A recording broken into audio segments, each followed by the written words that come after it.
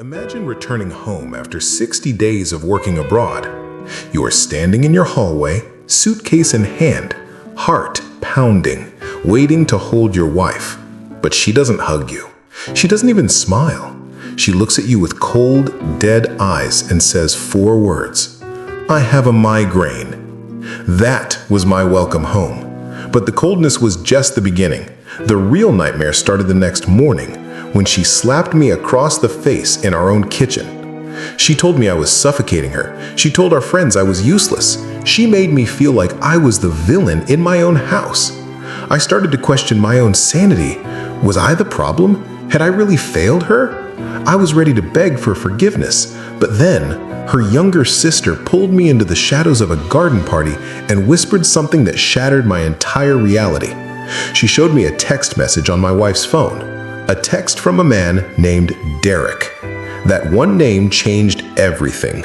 I realized I wasn't being paranoid. I was being played. My wife wasn't tired. She was cheating. And she was planning to take everything from me. If you have ever been lied to, or if you want to see a cheater get exactly what they deserve, please hit that subscribe button right now and turn on notifications. You are going to want to see how this ends, because I didn't get mad, I got even.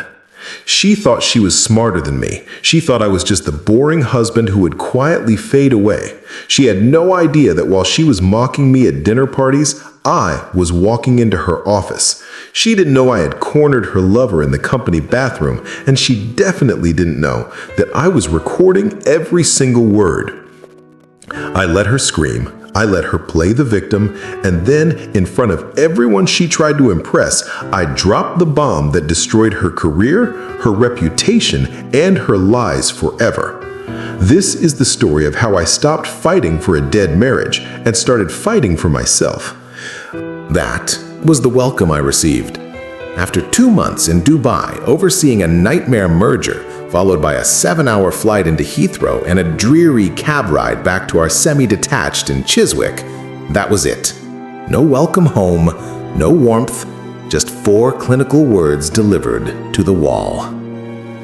I stood in the doorway of our bedroom, my suitcase handle digging into my palm. It was raining outside, standard London weather, but the temperature inside the room felt infinitely colder.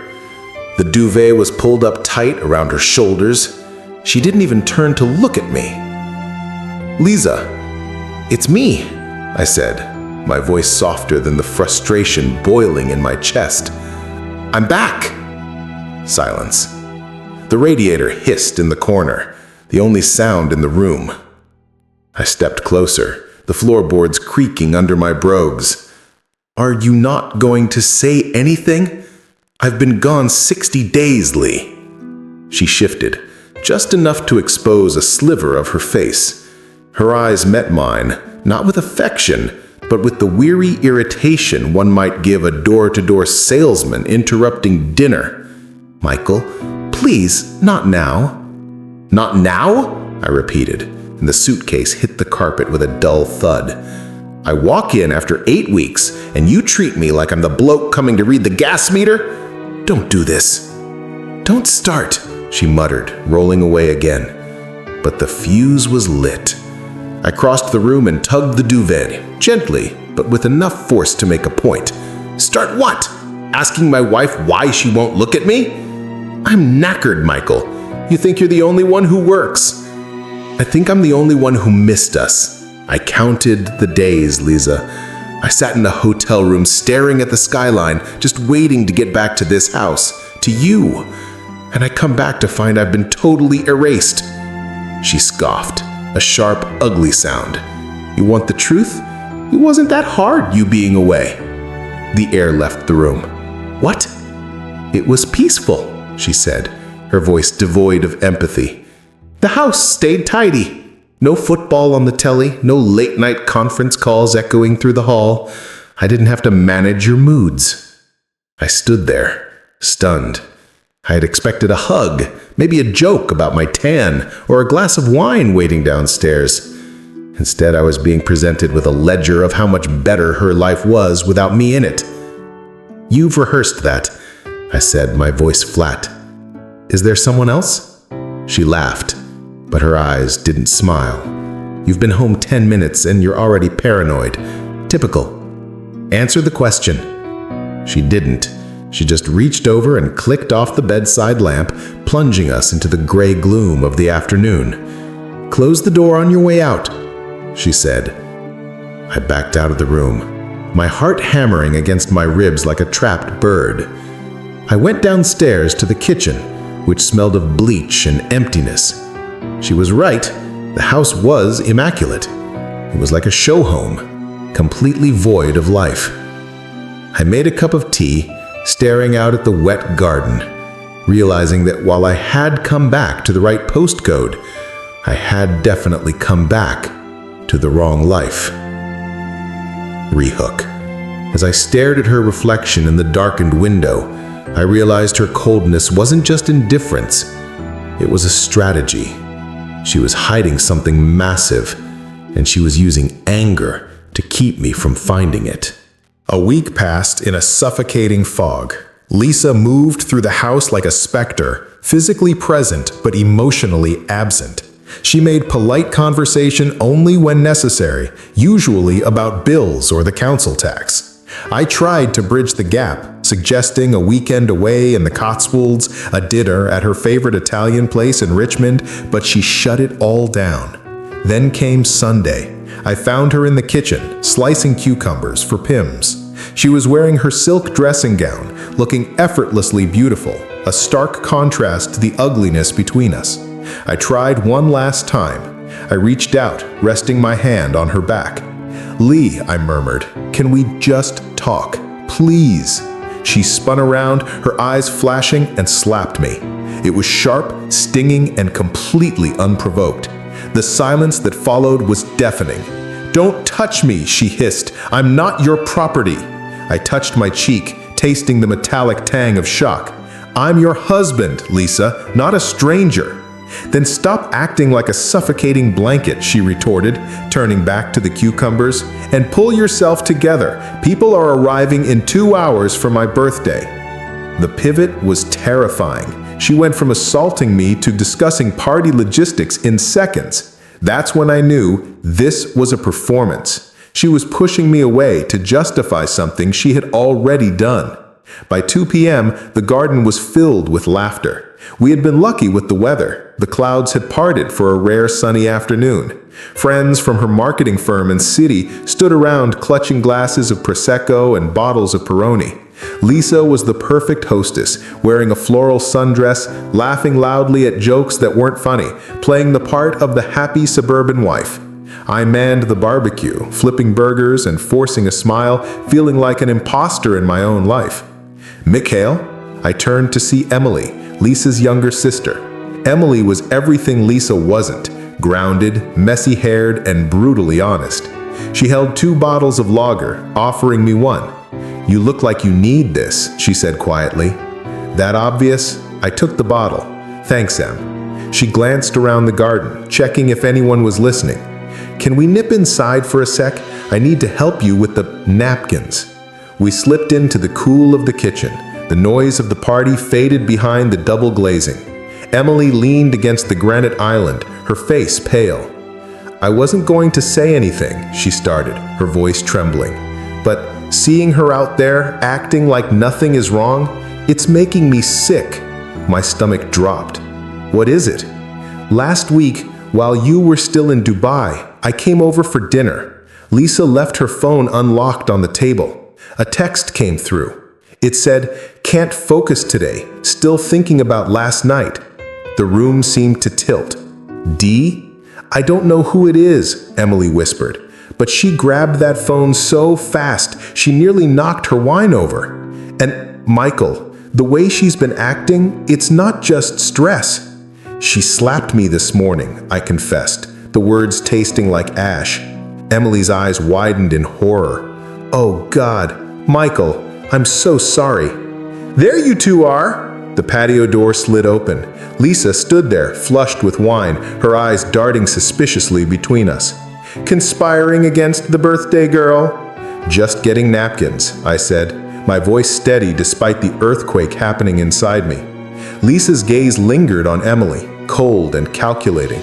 Right, well, hurry up. Derek from accounts is asking about the marinade. She turned and sauntered back out. I froze. Derek. The name landed like a physical blow. The initial D, the co-worker she'd mentioned casually over the years. I looked at Emily. She gave me a small, sad nod. She knew it too. I walked back out into the sunlight, the sounds of the party warping around me. I looked across the lawn and saw a tall man in thick-rimmed glasses laughing with Lisa. He touched her arm, too familiar, too comfortable. I watched Derek laugh, oblivious to the fact that his world was about to implode.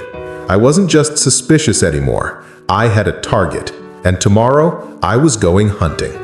Monday morning, I told Lisa I was heading to the garage to get the MOT sorted on the car. Instead, I took the tube into central London, getting off at Bank. The city was teeming with commuters in gray suits, rushing towards their glass towers. I walked to the lobby of Sterling and Finch, the marketing agency where Lisa worked. I knew the building well. I had been to enough Christmas parties there. I bluffed my way past reception with a smile and a lie about dropping off an inhaler Lisa had forgotten. I didn't go to her desk. I went to the creative department's floor and waited near the lifts, watching the flow of staff. It took 20 minutes before I saw him. Derek. He looked exactly like the type of man who thought he was smarter than he was. Expensive haircut, suit slightly too tight, checking his reflection in the glass partitions. He headed for the gents. I waited a beat, then followed him in. The bathroom was empty, save for him washing his hands. I locked the main door and flipped the sign to cleaning in progress before stepping fully inside.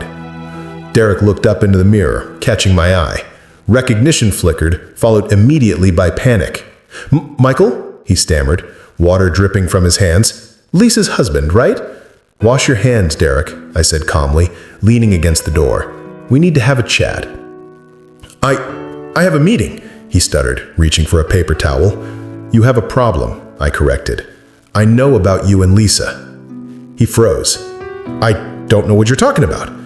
Don't insult my intelligence. I stepped closer, my voice low and hard. I know about the texts. I know about the nights she was working late. And I know HR at this firm has a very strict policy regarding inter-office affairs, especially when company funds are used for extracurricular activities.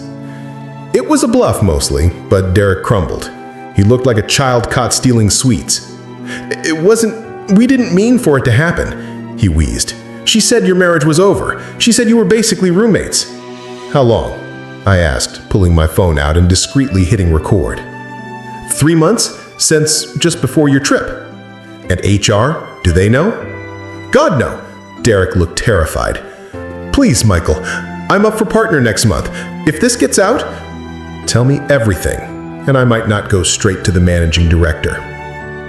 He sang like a canary. Every detail, every lie Lisa had told me, every stolen weekend.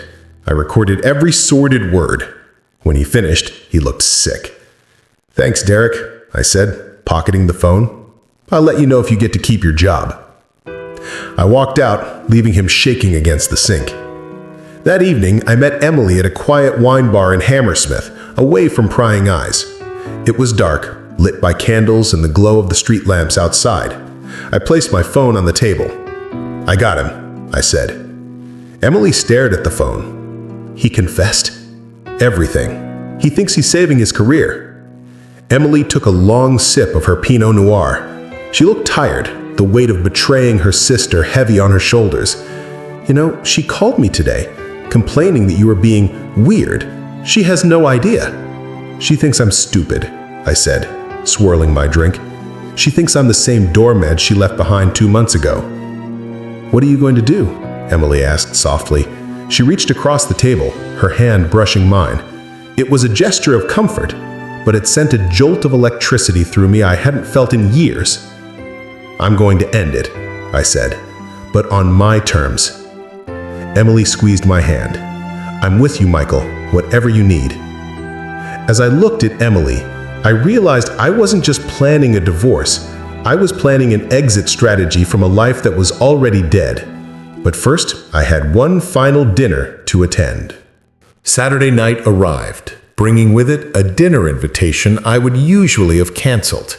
It was at the home of Simon and Claire, old mutual friends in Fulham.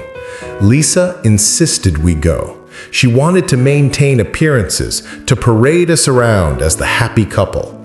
"Wear the navy suit," she commanded before we left, "and try to look like you're enjoying yourself." The house was a stunning Victorian terrace, packed with our social circle. Emily was there too, invited by Claire. She wore a simple black dress and caught my eye across the room, giving a subtle nod. Dinner was a tense affair. Lisa was drinking heavily, her voice getting louder and sharper. She held court at the head of the table, telling stories that painted me as the bumbling, absent husband. "Honestly," she laughed, swirling her red wine, "Michael was gone for 2 months, and the only thing I missed was having someone to take the bins out." A few people chuckled nervously. I stayed silent, cutting my steak. "It's true," she continued, emboldened by the wine. "He comes back and expects a parade. Instead, he's been moping around the house like a teenager. Zero affection. It's like living with a monk." The table went quiet. This was too personal, too vicious. Emily set her fork down with a deliberate clatter. "Maybe he's just tired, Lisa," she said, her voice cutting through the tension. "Or maybe he knows." The silence that followed was absolute. You could hear the clock ticking on the mantelpiece. Lisa blinked, her smile faltering. "Knows what?" Emily looked her sister dead in the eye. "About Derek." Lisa went white. She stood up so fast, her chair screeched against the floorboards. "How dare you?" she whispered. "You little—" "Sit down, Lisa," I said. My voice was calm, authoritative. I didn't look up from my plate. "You—" She turned on me, eyes wild. "You told him you're spreading lies about me to my own sister?" I didn't have to tell her. And they aren't lies. I spoke to Derek on Monday. Nice chap. A bit cowardly, though. The color drained from her face completely. The guests were staring at their plates, wishing they could teleport away. "You spoke to him?" she choked out. "I recorded him, actually. He was very helpful. Confirmed the timeline, the hotels, the expensed dinners. It's all very detailed." Lisa looked around the room, realizing her audience was now looking at her with pity and disgust, not admiration. She grabbed her bag. "I'm leaving." "Go ahead. I'll take an Uber." She stormed out, the front doors slamming so hard the windows rattled. "Sorry about that, Simon, Claire," I said to our stunned hosts. "The steak is delicious, by the way." Later that night, I returned to the empty house. Lisa was waiting in the living room, pacing. She looked like a cornered animal. "You humiliated me," she screamed as I walked in front of everyone we know. "You humiliated yourself when you decided to sleep with a colleague while I was working to pay for this house," I replied, hanging up my coat. "It was a mistake. I was lonely," she cried, switching tactics to victimhood. "You were never here, Michael. What was I supposed to do?" "You were supposed to be my wife, or you were supposed to ask for a divorce. You don't get to have both." "I can fix this," she pleaded, grabbing my arm. "I'll end it with him. We can go to counseling." I looked at her hand on my arm, the same hand that had slapped me a week ago. I felt nothing. No anger, no love, just exhaustion. "I filed the papers this morning, Lisa," I said. She froze. "What?" "My solicitor filed the petition. Unreasonable behavior. I've also sent the recording to your HR department."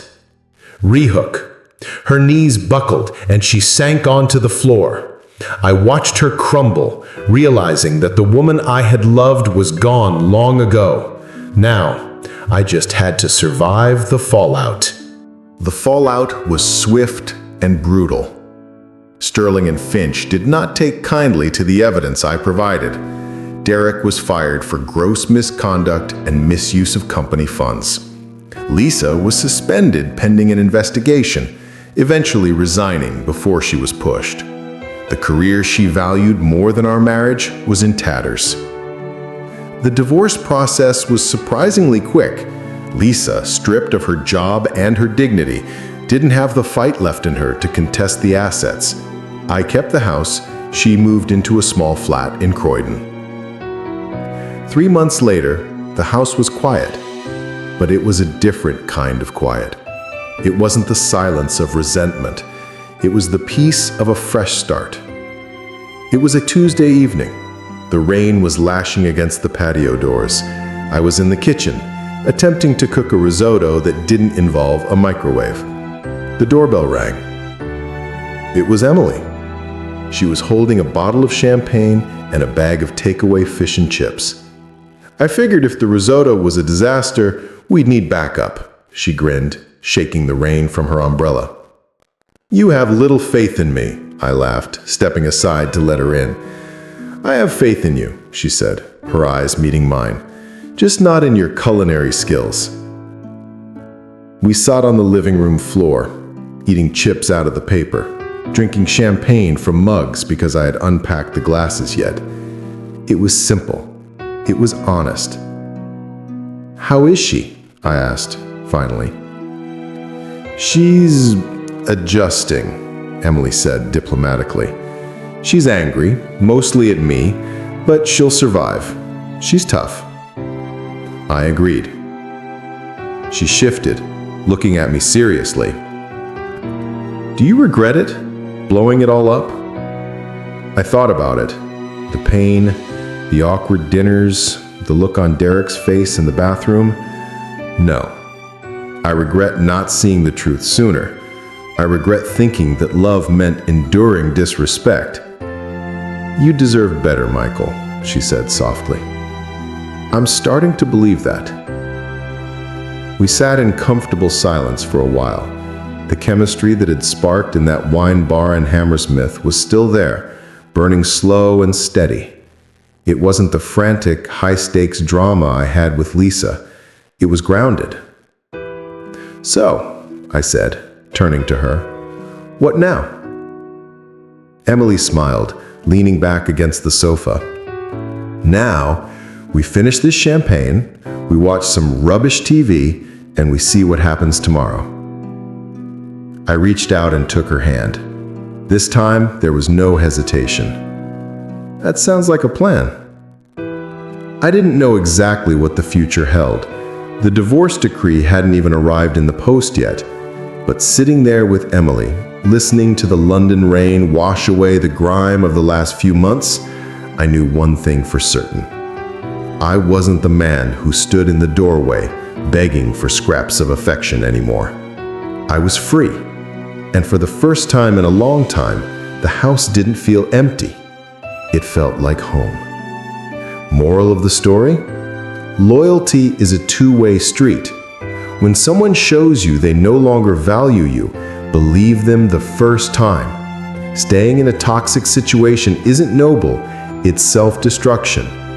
Sometimes you have to burn the bridge to stop the enemy from crossing, so you can finally build something new on the other side.